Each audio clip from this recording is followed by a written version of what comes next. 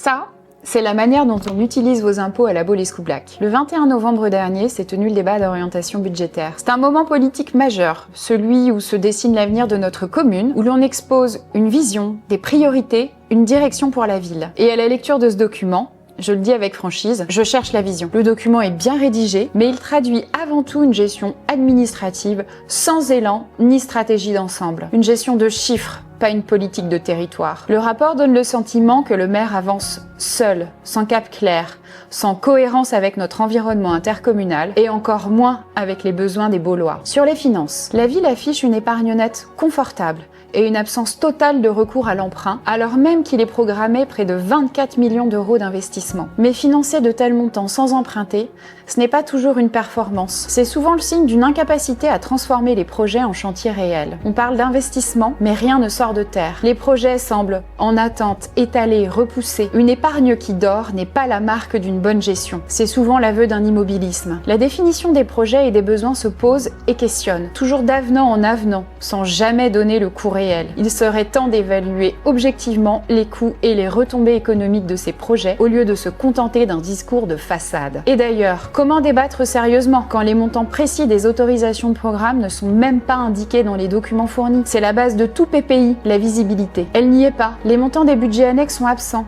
Rien sur le budget du centre de stage, les allées marchés, les parkings fermés, ni sur celui de l'aérodrome. Le maire ne donne aucune orientation et je le regrette, d'autant plus qu'on les subventionne à hauteur de 956 000 euros. Comment peut-on parler de transparence financière si une partie du budget communal reste hors champ du débat? En réponse et au conseil municipal, le maire m'a invité à lire son livre en précisant que tout ne pouvait pas être exposé dans le débat d'orientation budgétaire. Tout, non, mais au moins les grands axes. S'il faut payer pour connaître les projets de la ville Escoublac, c'est regrettable.